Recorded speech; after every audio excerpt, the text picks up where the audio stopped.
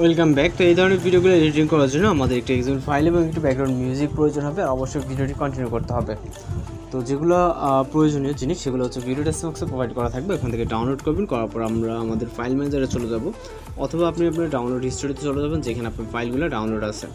এখান থেকে আমাদের একজন ফাইলটাকে খুঁজে বের করতে হবে। এবং ফাইলটাকে জাস্ট সিলেক্ট করবো। সিলেক্ট করার পর শেয়ার অপশনে ক্লিক করে এখান থেকে আমরা এলাইট মোশন অ্যাপ্লিকেশনটিকে সিলেক্ট করে দিলে কিন্তু এলাইট মোশন অ্যাপ্লিকেশনে একজন ফাইলটি ইনপুট হয়ে যাবে। দেন মিনিমাইজ অথবা ক্লোজ করে দিতে পারি ফাইল ম্যানেজারটা। এখান থেকে আমরা সরাসরি চলে যাবো এলাইট মোশন অ্যাপ্লিকেশনে, এবং এখান থেকে আমরা প্রজেক্ট অপশনে যাবো। দেন হচ্ছে আমরা আমাদের প্রজেক্টের উপর একটা ক্লিক করবো, যে প্রজেক্টটিতে আমরা মূলত কাজ করব। এরপর হচ্ছে আমরা সরাসরি নিচে চলে আসবো এইখানে। ওকে, এখানে আমরা দুইটা লেয়ার দেখতে পারবো, 1 এবং 2 নম্বর লেয়ারে ক্লিক করব। ওকেতে ক্লিক করে কালার অ্যান্ড ফিল, এবং হচ্ছে মিটার নট ফাউন্ডে ক্লিক করব। এখানে হচ্ছে একটু ফটো সিলেক্ট করব এবং প্লাস আইকনে চাপ দিব। দেওয়ার পর সেকেন্ড যেই লেয়ারটি আছে এই লেয়ারে ক্লিক করব এবং ওকেতে ক্লিক করে কালার অ্যান্ড ফিল এবং মিটার নট ফাউন্ডে ক্লিক করব। সেমভাবে আমরা সেম ফটোকে সিলেক্ট করে প্লাস আইকনে চাপ দেব। ওকে, এখানে সেম একটি ফটো সিলেক্ট করব এবং আমরা চলে যাব রাইট সাইডে।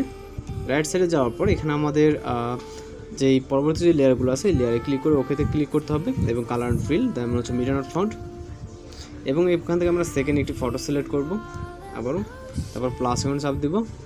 দেওয়ার পর হচ্ছে আমরা এখান থেকে রাইট সাইডে যে লেয়ারটা এখানে হচ্ছে আবার ওকেতে ক্লিক করে কালার অ্যান্ড ফিল, এবং সেমভাবে মিটার নট ফাউন্ড থেকে আমরা সেকেন্ড একটি ফটো সিলেক্ট করবো। আমি আপনাদেরকে জিনিসটা বুঝিয়ে দিই। এখানে প্রথম যে দুইটা লেয়ারে সেম পিকচার, এবং এইখানে যে পিকচারটা অ্যাড করছি সেম এই পিকচারটা হচ্ছে ছোট্ট একটা লেয়ারে, এবং দ্বিতীয় পিকচার এখানে দেখতে পাচ্ছেন ভিন্ন একটি ফটো।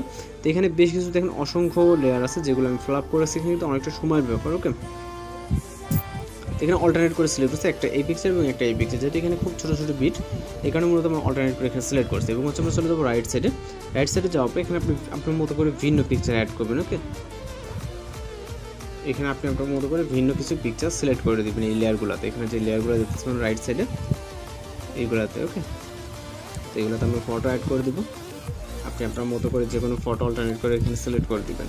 ওকে, জাস্ট রাইট সাইডে কিছু লেয়ার আছে, তো মূলত আমি কিছু যেটা বলছি ফিল আপ করেছি, যেহেতু প্রত্যেকটা ফটোস অ্যাড করার ওই হচ্ছে একই রকম, সেক্ষেত্রে আমরা মূলত হচ্ছে এগুলোকে অ্যাড করে রাখছি।